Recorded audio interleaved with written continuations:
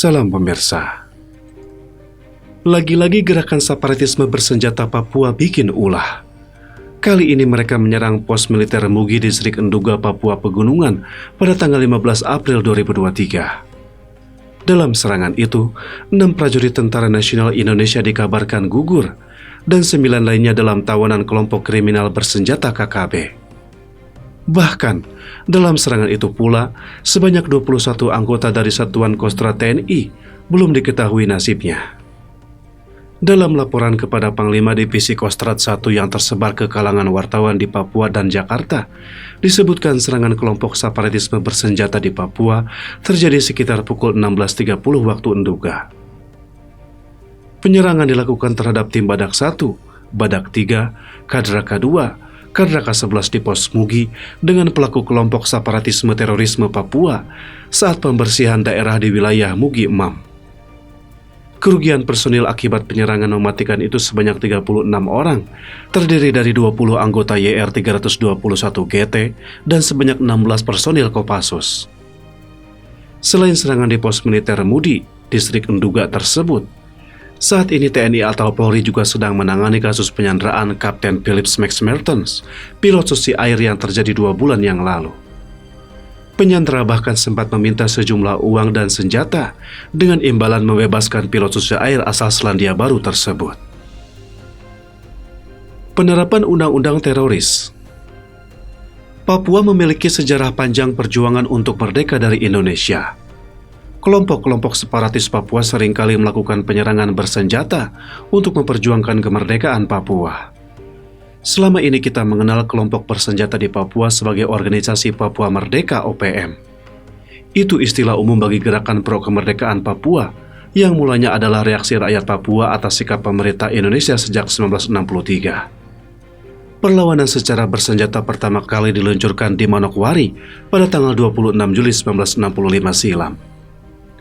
Berdasarkan laporan Institute for Policy Analysis of Conflict (IPEC) berjudul The Current Status of the Papua for Independence Movement yang diterbitkan pada tanggal 24 Agustus 2015, organisasi Papua Merdeka terdiri dari faksi-faksi yang saling bersaing.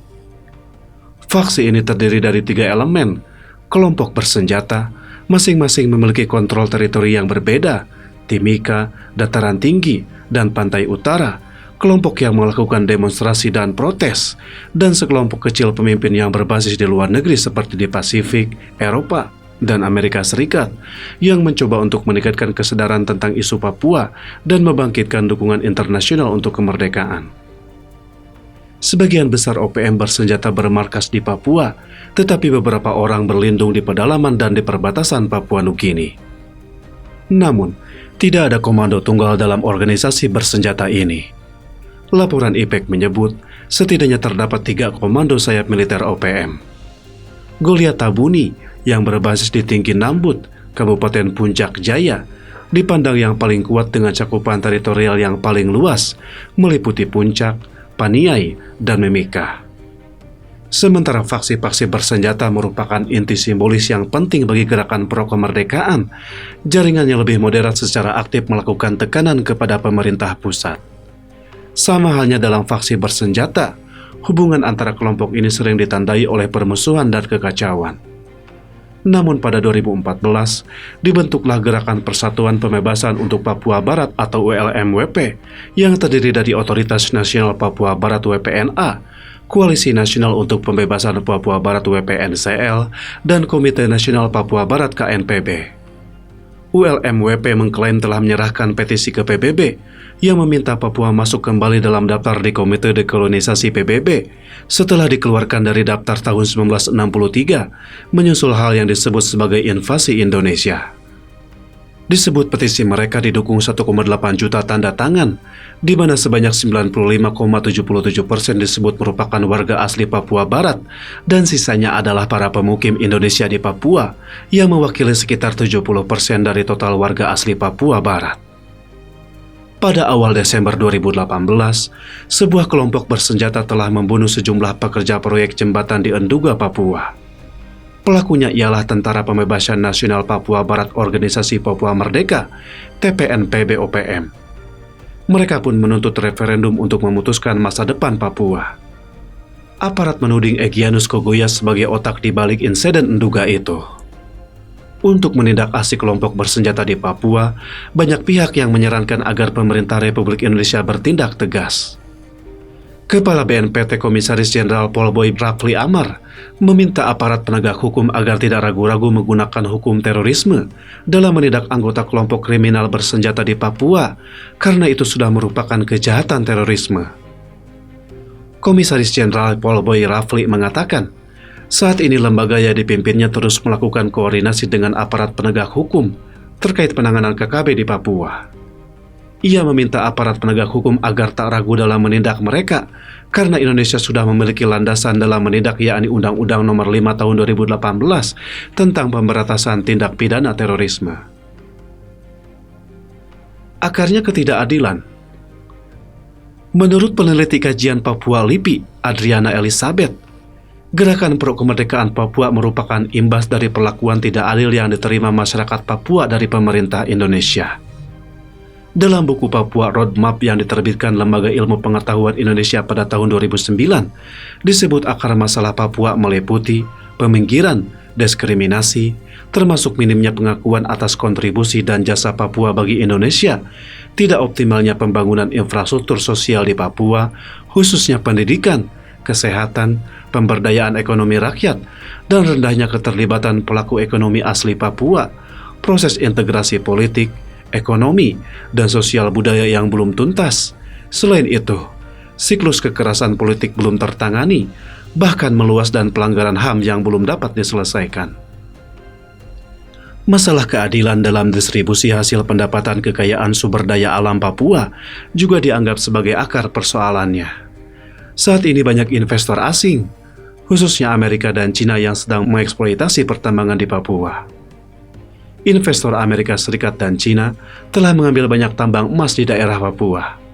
Beberapa tambang emas yang terkenal adalah Grasberg Mine yang dimiliki oleh Freeport-McMoRan Inc. Amerika Serikat dan Kencana Mine milik PT Aman Mineral Nusa Tenggara, anak perusahaan dari Cina Molybdenum Co. Ltd. Selain itu, mereka juga menguasai gas alam cair. East Natuna Gas Field adalah salah satu ladang gas alam cair terbesar di Indonesia, di mana investor Amerika Serikat dan Cina memiliki kepentingan besar. East Natuna Gas Field memiliki cadangan gas alam cair terbesar ketiga di dunia. Beberapa perusahaan tambang batubara di Papua juga dimiliki oleh investor asing, termasuk investor Amerika Serikat dan Cina. Adalah PT Freeport Indonesia yang menghasilkan miliaran dolar dari produksi emas dan tembaga, memiliki tambang batubara di daerah Kabupaten Timika. Ada juga Grasberg Mine, tambang emas yang dimiliki oleh Freeport-McMoRan Inc. yang menghasilkan tembaga. Investasi Cina yang terkenal di sektor tembaga Indonesia adalah Jiangxi Copper Company Limited yang memiliki saham dalam PT Freeport Indonesia. Hutan Papua telah menjadi target perusahaan asing untuk dieksploitasi. Investor Amerika Serikat terkait dalam sektor ini, termasuk APP Asia Pulp and Paper dan April Rio Andalan Pulp and Paper, dan investor Cina antara lain Sinodro dan JHTA Jiayi Jinshan International Mining and Trading Co. Ltd. Masalah keadilan sosial dan kemiskinan yang dialami penduduk asli Papua di tengah kekayaan alamnya yang melimpah tentu menjadi tantangan berat bagi pemerintah Indonesia sekarang. Apalagi Papua juga masih dililit masalah integrasi yang belum sepenuhnya selesai. Meski secara resmi Papua sudah menjadi bagian dari NKRI, namun upaya-upaya untuk menuntut referendum atau kemerdekaan selalu muncul. Dalam skala kecil, bahkan perlawanan bersenjata yang dilakukan oleh kelompok kriminal bersenjata untuk memisahkan diri dari Indonesia masih terjadi. Penerapan otonomi khusus OTSUS untuk Papua dan Papua Barat pun terkesan hanya sekedar meredam tuntutan separatisme dan kemerdekaan Papua. Otonomi khusus yang diberikan oleh pemerintah pusat melalui Undang-Undang Nomor 21 Tahun 2001 ternyata belum mampu menyelesaikan masalah-masalah yang dihadapi rakyat Papua secara signifikan. Sebaliknya, dana OTSUS yang cukup besar yang selama ini digelontorkan oleh pemerintah justru menjadi bancakan kepala daerah dan elit politik lokal sehingga tidak memberikan kesejahteraan bagi rakyat. Inilah PR besar Jokowi di akhir masa pemerintahannya. Cukup sekian dulu, terima kasih atas perhatiannya.